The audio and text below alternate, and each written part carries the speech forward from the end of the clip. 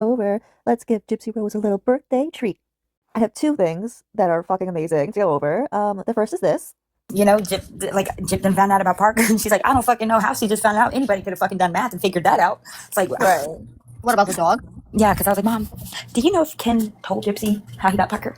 And she's like, no, I don't. I don't even think that'd be a question I would ask. I was like, yeah, right, because you wouldn't think that Kenan would, like lie or anything about that. And she's like, well, I guess I'm like, you do know that like Gypsy would like wonder that like if she even had an inkling if he got Parker with his ex or when he was with his ex even. And she's like, but you could have done math to figure that out. But and she's like, why? I'm like, cause he's bored in Parker now. So if you're wondering what that's about, you know how it recently came out that Ken puts Parker in a kennel when he's not around? Well, it turns out that Gypsy just found out, somehow she didn't know already, that Parker is actually Ken's dog from his previous girlfriend. You know, the one with the blonde hair that she lost her shit over more than once. And I'm sure you all remember Ken recording his mom and his mom denying it. Oh, Mom, is it true that you showed Tara a video back in February of Gypsy stabbing a headboard? 1,000% no. I have no video of such thing to show. Okay. How the hell do I have a video like that? Well, now that we're all caught up on memory lane, let's take a listen to a phone call that Autumn recorded of her mom without her mom knowing that she was being recorded. And boy, are you going to enjoy what it says. First off, I did not call the authorities. I had Kenneth call them because I knew, yes, when he told me about it, I told him he needed to call the authorities. And then when he said, well, the authorities said it was too late, that's when I called Christy. And then Christy's like best friend slash sister.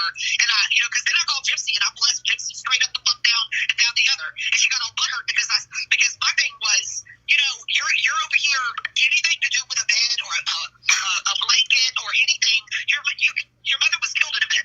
And so that's when Gypsy's Christy's best friend or whatever, they called me and they were like, well, it's not that. I was freaking the fuck out. I felt like Gypsy needed to go into therapy, like admitted.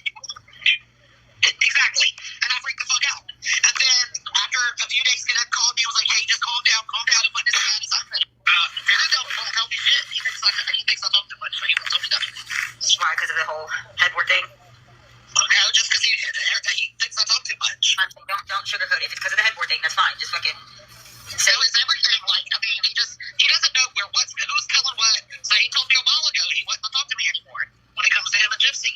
So just like many of us have said and speculated the entire time, just because there was no video of it did not mean that it did not happen. And now, as if we didn't already have enough proof between Ryan, Ken, and Gypsy, oh, and Autumn, talking about it, now we have Ken's mom, Raina, confirming it.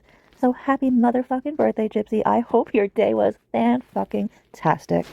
So, bye. Happy birthday, Gypsy Rose. Before the day is over, let's give Gypsy Rose a little birthday treat. I have two things that are fucking amazing to go over. The first is this.